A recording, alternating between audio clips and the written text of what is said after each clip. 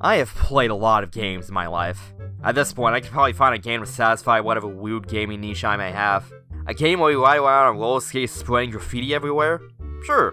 A visual novel that's secretly a horror game? I didn't know I needed that, but it was weirdly amazing anyway.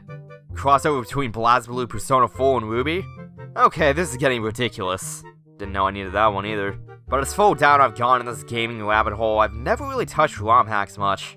I played a Pokemon hack or two and a few Sonic hacks, but that's pretty much where my experience with hacks end. I've always wanted to get into ROM hacks, but I never really got around to it for some reason. There was a lot of creativity in ROM hacks, and it really amazes me how much effort some people will and go to just to make a fan game. Hyrule Warriors got me in the mood for more Zelda, so let's start with some Zelda hacks, why not?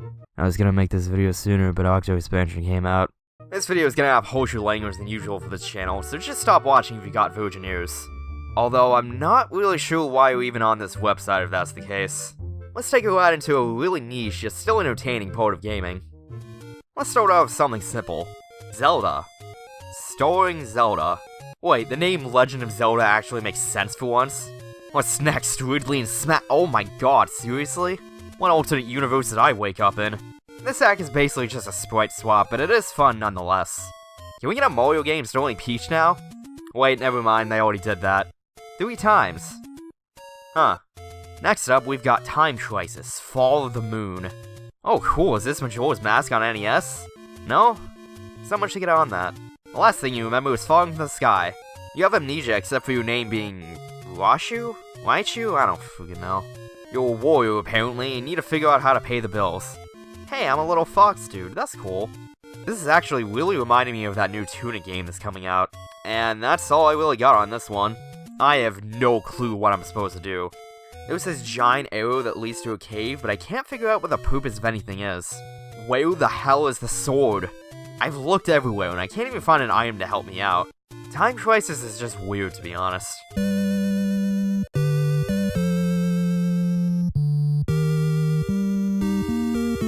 Hey, you remember that one NPC in Zelda 2 that said his name was Error? Yeah, he was kinda kooky. Let's play the whole game as him. This hack is literally just Zelda 2, but all the enemies are replaced with NES characters, and all the dialogue is replaced with profanities. Are those bloopers in the trees? Am I fighting Kirby right now? Is that Ninten? These animations are weirdly hilarious to me too. Link normally looks like he's stabbing someone with a sword in Zelda 2, but Eru just looks like he's trying to shank someone in the face with a knife. And that crouching attack looks like he's trying to bone his enemies to death. Maybe I just have a dirty mind, but this hack is not helping. If you go into town, you can find Link, which is pretty cool. Are you up for gay sex? Not really. Wait, what? No? Breath of the Wild Link, though. Maybe. But you? No. Yo, lady, please heal me. Please let you blow me? What, you mean like bubbles? Oh. Nice. Well, let's see what's in the next town over. Town of Shit. Huh. Sounds great. Hey look, it's Mario. You and Luigi are on bad terms? That's depressing as shit, dude. I'm sad now. Alright, with all the swearing sex jokes this hack has, this is where I draw the line. This is just messed up. If you want to see another Zelda game ruined, look no further than Zelda A Swear to the Past. Past isn't a swear, you idiot. Well, that's how it's spelled in the readme, so let's just go with it. Like yesterday, in the Kingdom of Hyrule, surrounded by pimps and hoes. This is gonna be good. The Red King of Hyrule has been killed? Oh no, my dudes. Aghanim is now trying to avenge the children of the 7 potheads. And that's pretty lame. This narrator is the chillest dude ever. The only way this dude could be more chill is if he had ice superpowers. For real. Yeah, Zelda, this does suck. Telling me this in the middle of the night. I have things to do. I need my sleepy bitch. I think he sodomizes them. In their asses. Okay, yeah, I guess this needs fixing. Thanks, Uncle. You go to hell, too. Also, Link's hair is blonde now for some dumb reason. Ugh, my ass. They got me. Jesus Christ, those monsters. About fucking time. Will you moonwalk your way over here? Alright, this is just starting to sound like a Game Grumps Let's Play. Alright, I think you get the point by now. This hack just replaces text with toilet humor and swearing. And it's amazing. Alright, enough weird stuff. Let's look at some good hacks now. Like Parallel Worlds. This is the one I wanted to try out the most. I don't remember why, I just heard a lot of good things about it. Story-wise, it's basically the same as A Link to the Past, but with a few small things changed. And wow, Parallel Worlds actually has a really nice graphical overhaul. For something that a fan made, this looks weirdly clean. The first thing you have to do is find your way to the gold house you're supposed to infiltrate, but this hack doesn't really give much direction on where to go. It took me around 15 minutes of wandering around to find a cave with a lantern on the end of it, so I can go into this adult cave to get into a gold house. I'm like 20 minutes in and I still don't have my sword. This feels unnatural. The first dungeon is the gold house, and this place is surprisingly tedious. Because you don't have a sword, you have to rely on pots to defeat guards. I get the parallel worlds are going for difficulty, but in this case, it comes off as tedious more than anything else. You don't have a reliable way to defend yourself, so throwing pots is your only option. A lot of enemies are placed in narrow hallways too. Sometimes it's almost impossible to pass by enemies without taking any damage. That would be fine, but these cases are typically in situations where you don't have a nearby pot to use, so you literally have no way to defend yourself. This dungeon isn't just tedious with combat either. The puzzles felt really cryptic. Like there were these tiles that open doors. That's pretty standard for A Link to the Past. But these little blocks that you have to step on blend into the floor, and it makes it really hard for you to notice them. You have to walk back and forth between different parts of the dungeon a lot too. Like when you actually do get your sword, you have to go back up the stairs, fight this mini-boss, get the key, fight some guys including the mini-boss you just fought, fight some more guys including the mini-boss again, and you finally freed Zelda. You go through an escape sequence, do some more puzzles, ugh. An hour and 45 minutes in, and I'm just now out of the first dungeon. This hack has Twilight Princess levels of slow starts, oh my god. Parallel Worlds is clearly a well-made hack, but it's got some bad pacing issues for my taste. If you're looking for a horror Zelda game, this might be for you, but I don't know. Not for me, I guess. But do you want to know what is for me? Pokemon. What if I told you that you can play Pokemon and Zelda at the same time? And here we are at Zelda's Sacred Paradox. It's Pokemon, with Zelda monsters. Hey, Professor Oak's here too. Oh, did he not get the memo? That's a cool Zora though. The hack starts you off with a Cucko? Whoa there, didn't think I would already have a pseudo-legendary. Well, I guess not, because this Cucko is literally just a Pidgey. No exaggeration. Similar stats, learns the same moves, same types. It's a Pidgey. At least it's reliable. You walk around what looks like Koholint, and I mean walk, because there was no running shoes in this hack. I get why. There was no run button in 2D Zelda, but come on. It's annoying not being able to run in a Pokemon game. It would be pretty cool if you just found the Pegasus boots that let you run or something. But I do really like how they adapted parts of Pokemon into Zelda. Like how the mailboxes are the PC, Town runs the daycare, Fairy Fountains replace Pokemon centers, and you even surf around in the King of Red Lions. Nice touch that you get to hear Zelda tracks in Ruby and Sapphire's music style. There isn't really much to do in this hack other than wander around though. There is a dungeon that you can explore, with working side-scrolling sections, but there isn't a real objective to any of this. There's also no trainer battles yet, so wandering around finding single monsters gets pretty boring after a while. You catch monsters by using soul gems. They're basically just Pokeballs, but they're weirdly hard to come by. I found some in a random chest, but that's all I could find. I caught a snake, which I think is just Ekans, but that's the best I could do.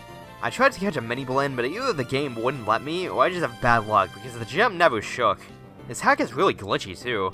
Like I just walked in this house, and there's an empty room, so I just leave out the other tile, and suddenly I'm at the Deku Tree. What the hell? Well, this guy that can't decide what sprite he wants to be. Are you okay, dude? A lot of these complaints are a little unjustified though. It's pretty clear the Sacred Paradox isn't actually finished. But this hack has the potential to be something really cool. Speaking of Zelda themed hacks, ever wanted to play through Ocarina of Time as Mario? I never knew I wanted to either. In Super Mario 64 Ocarina of Time, they completely recreated the Ocarina of Time map in Mario 64. As basic as it sounds, it feels really damn good playing Ocarina of Time as Mario. They even bring in new mechanics like magic and there's no blocks in Mario 3. You still have to go through a stealth section during the castle courtyard, and like always, it's annoying. Although I love how Mario can just stand in the hedges and the guards really do not care about him. Anyone remember that Easter egg with portraits of Mario characters in Hyrule Castle? They've been replaced with portraits of Zelda characters. This is goddamn magnificent. This is actually a pretty extensive hack too. There's apparently like 200 stores to find. This is a pretty damn amazing hack though. It's such a weird but fun idea and it works so well. If you want some more Mario 64, look no further. I really hope they do this with Majora's Mask sometime down the line. But I don't know, these hacks are missing something. I can't quite put my finger on it. I don't know, maybe they could use a little more substance.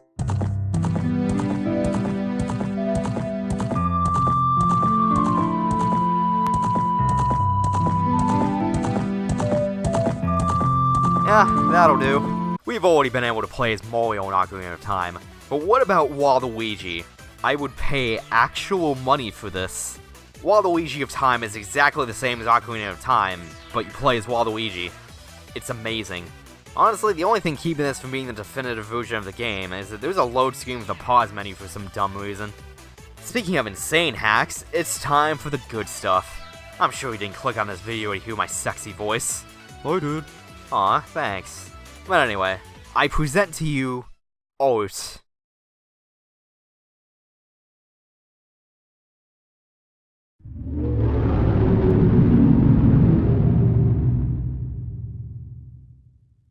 The Cage's mask replaces every NPC's face with Nicolas Cage.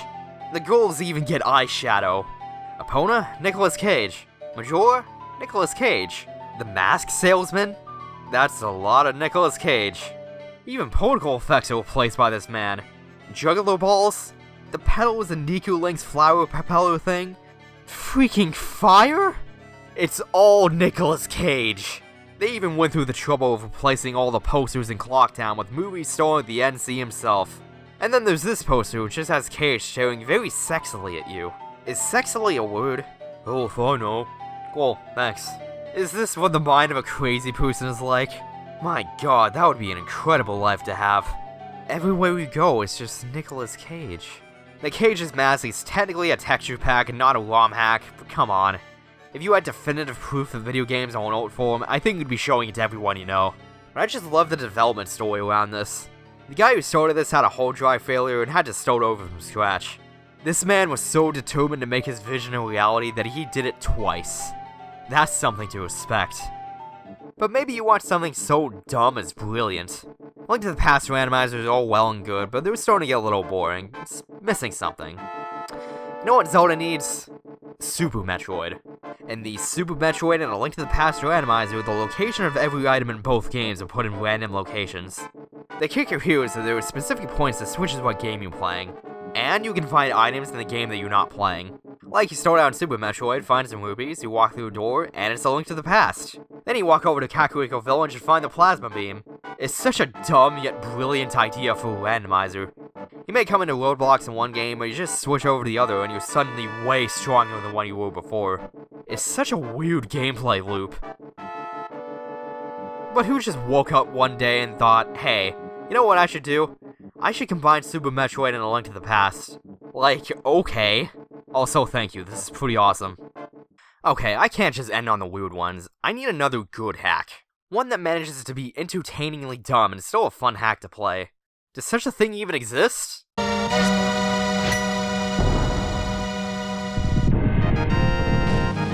I guess so. A long time ago, and wait, I thought this was supposed to be Conquer.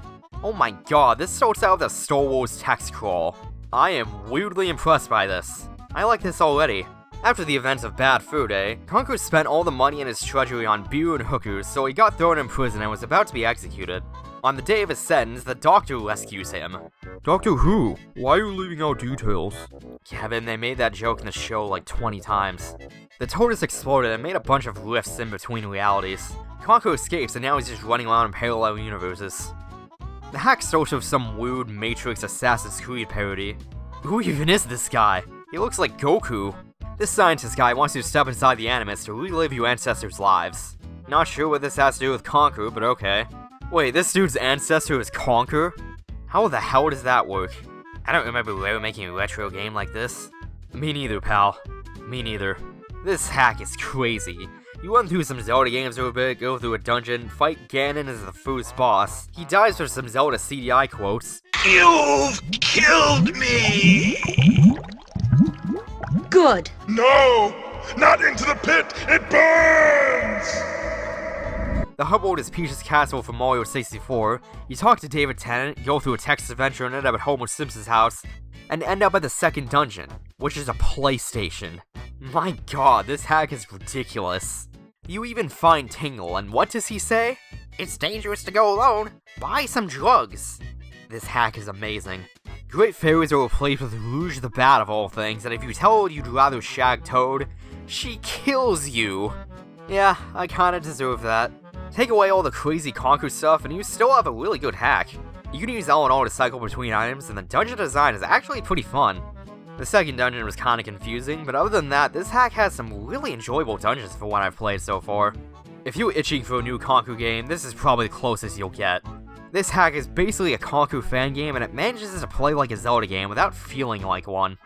Conquer's Hyrule Tale somehow managed to be this perfect mix between insanity and quality, and honestly, this was everything I was looking for in a ROM hack. Out of the hacks I've played so far, this is easily my favorite. Hey Microsoft, can you make a new Conquer game? Please? I'd buy an Xbox for that. Hell, I would buy an Xbox to play the original, because I really need to play it. Or at least put Replay on PC. If my computer can't run a few N64 games, I'm suing someone. But yes, I know there are more than just N64 games on Replay, but those are the only ones I'm probably gonna play, so... And that was just a small taste into the weird and wacky world of ROM hacking. There was a lot of creativity with these, even if some of them are infinitely stupid. It's amazing what lengths fans will go to just to make a free game. And yeah, all these hacks are free, because copyright is a real bitch. So if you're interested in any of these hacks, just look them up and download them. This is a really niche part of gaming, but I have to admit how entertaining it can be to just look up and play some weird ROM hacks. The Cage's Mask is something you can only experience once. This has been That Flame Assassin Guy, and if you thought some of these were weird, just play a Sonic ROM hack. Take care everyone, I'll see you all next mission.